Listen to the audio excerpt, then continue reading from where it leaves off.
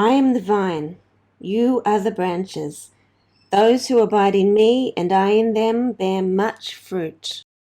A couple of years ago, when I first moved up to Queensland and attended my first clergy conference soon after that move, I found myself feeling as though some of my new colleagues were quizzing me about where I might fit into the various conflicts and controversies that are plaguing the church at the moment.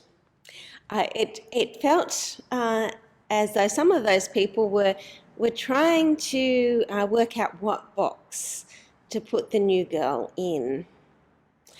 And well, I, of course, decided to have a bit of fun with that. So I decided throughout that week that I would sit one day at a meal with a group of evangelicals, and I would talk about having spent most of my life in Sydney, and I'd casually share my thoughts about the best ways to go about church planting. And then at the next meal, I'd sit at a table with some progressive people, and I'd talk about how traumatised I still felt about my time in Sydney, and maybe talk about how the church might do a better job of genuinely listening to the voices of First Nations people in our churches. And then at the next meal, I would sit with some Anglo-Catholics and discuss liturgy. And you get the picture. And while I was quite deliberately having fun with this, I wasn't actually deceiving anybody, because all of these things are aspects of who I am. And the reason I don't like being put into any particular box is that there are parts of me that fit in all of the other boxes, and so the only way to fit myself into one box would be to chop off all of those other bits. Those bits that belong in the other boxes. And while I do think that sense of self comes with maturity, as we grow into wholeness as people, we're less likely to allow ourselves to be put into any one box or clique or in-group. I also think that at any age, when we allow ourselves to be classified and labelled, we always do that at the expense of some part of ourselves that must then be hidden away so that we can fit in. One of my favourite New Testament scholars, Tom Wright, put it this way, and I love this quote. This is from Tom Wright. I've taken the view that the word evangelical is far too good a word to let the crazy guys have it to themselves.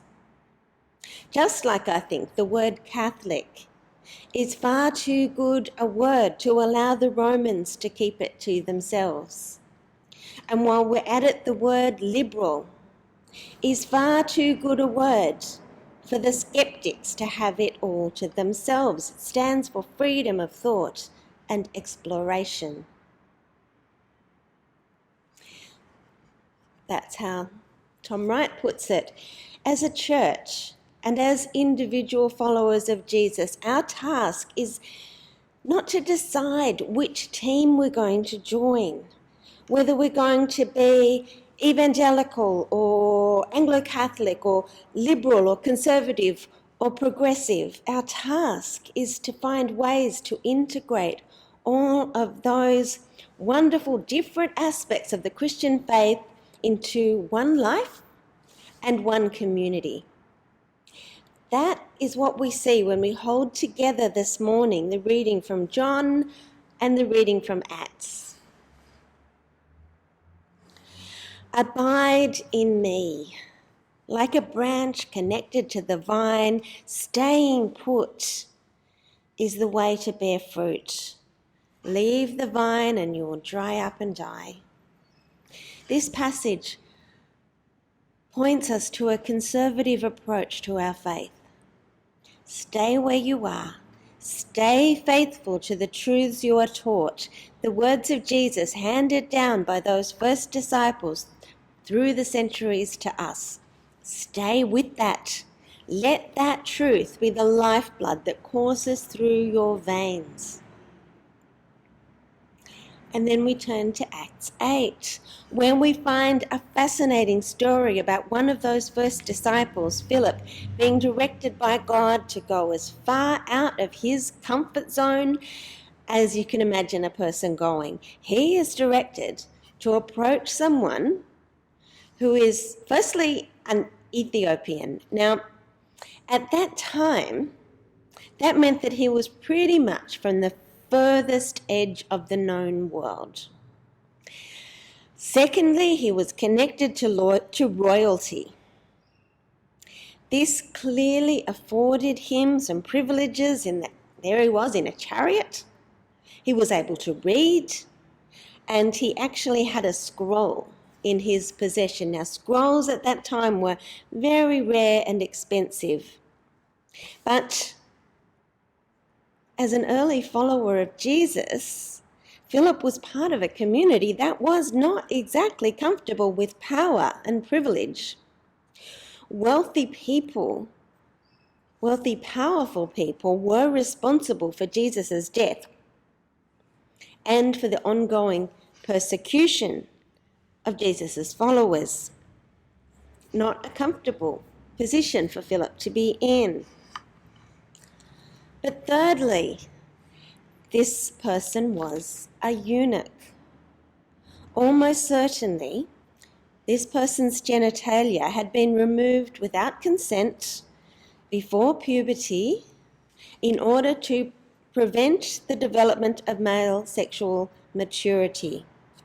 This was a painful and dangerous operation done to provide the palace with staff who were considered to be safe to work with women in the royal family. So this person was a victim of a great and irreversible trauma. And he was also placed in a condition of gender ambiguity, not able to be fully a man or a woman in the way that his culture defined those constructs.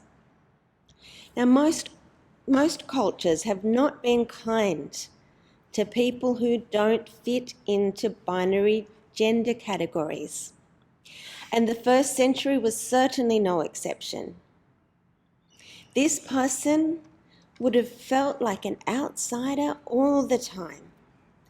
And to Philip, this would certainly not have been the sort of person he would imagine God might prioritize in the spread of the gospel.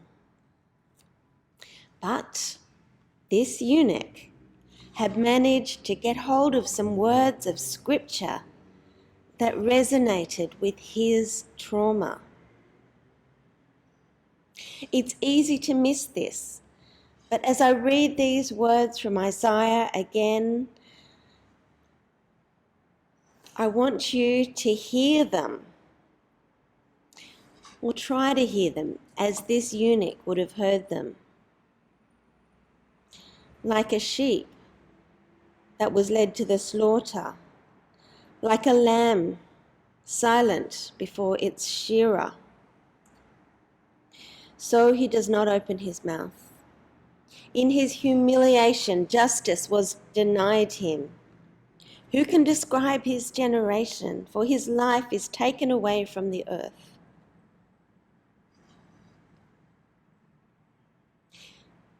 This person, who is described as a eunuch, had also been led like a sheep to the slaughter. And it's easy to imagine that he might have been gagged at the time in order to prevent screaming. This person was humiliated and denied justice, with the ability to give life to a new generation taken away. This person, on the extreme margin of Philip's world, had picked up a Bible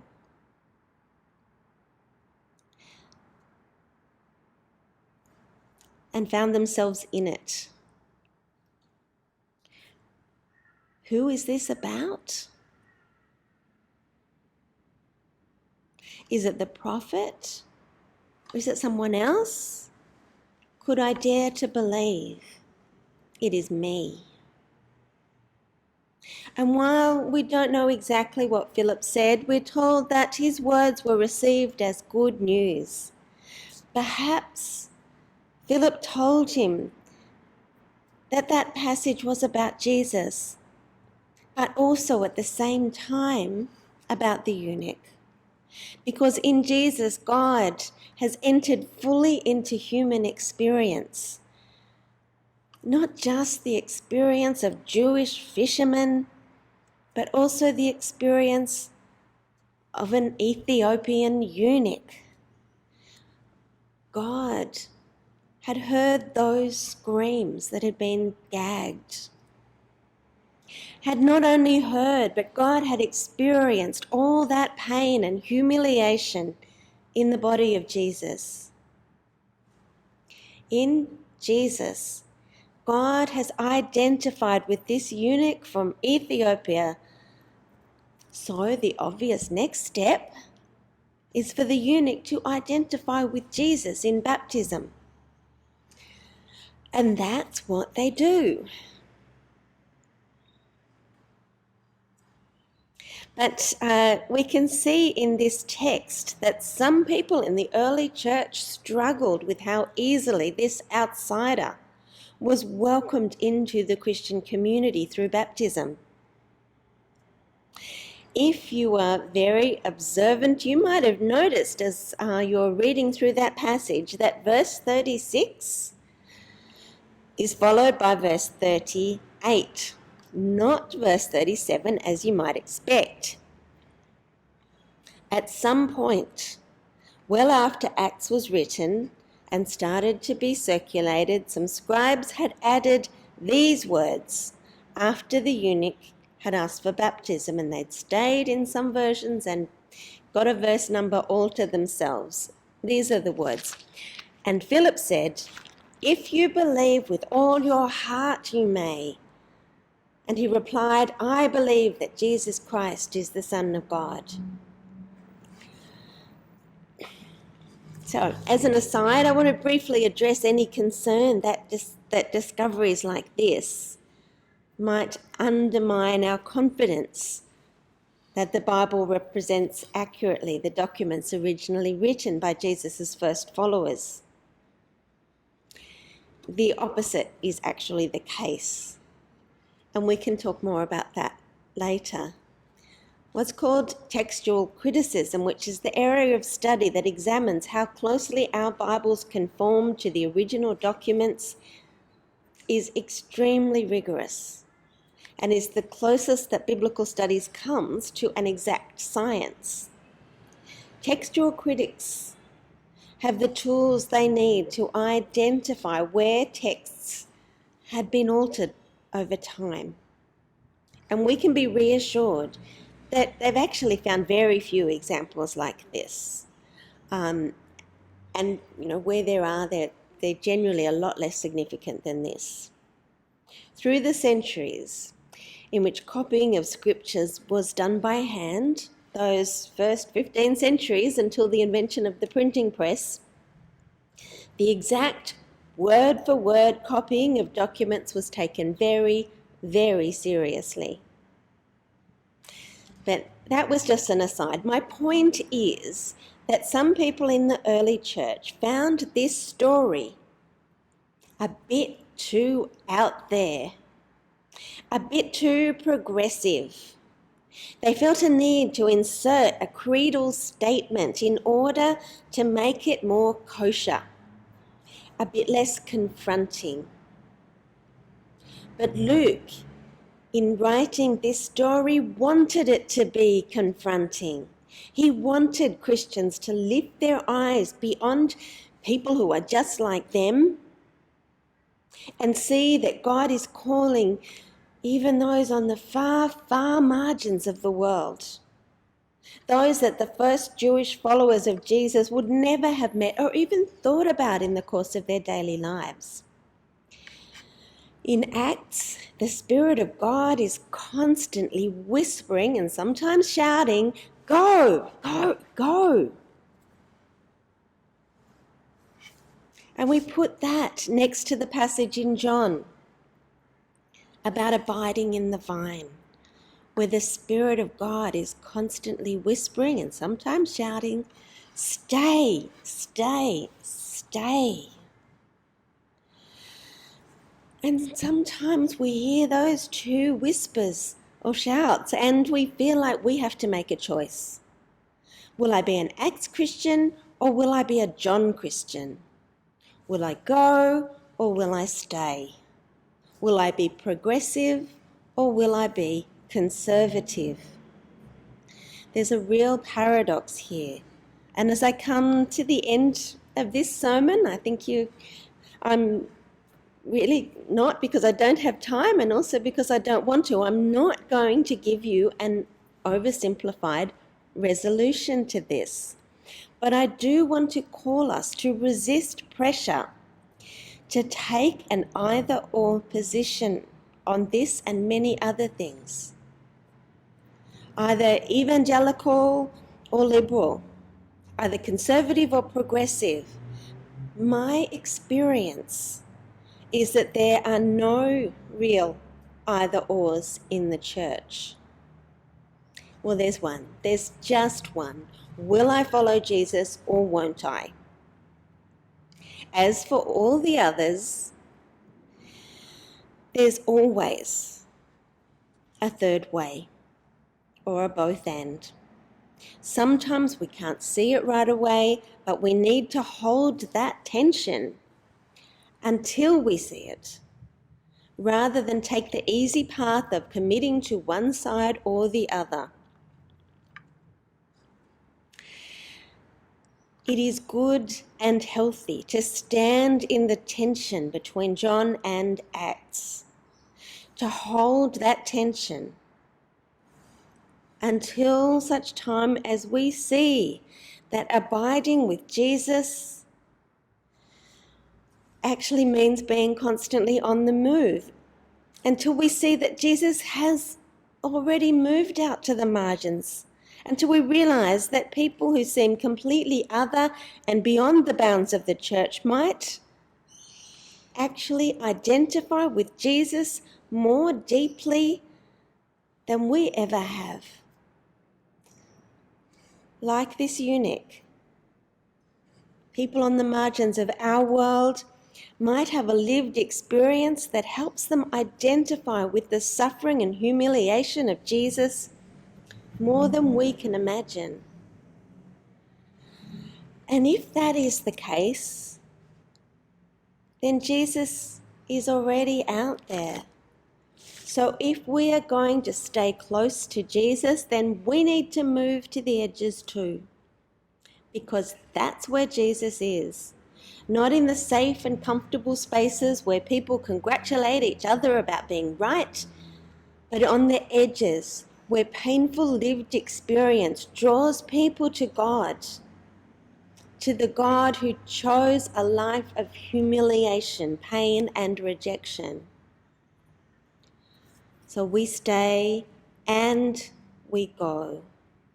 We hold on to the truth and we expect to see that truth demonstrated in the most unlikely lives and faraway places. When we set our attention on walking alongside those people who have been rejected by the church, we're not walking away from Jesus. We will always find, as Philip did, that Jesus is already there and we're just catching up. So this week, as you abide in the faith that has nourished you, may you hear the call of Jesus to keep moving further and further into uncharted territory, into that uncharted territory where God is already very much at work. Amen.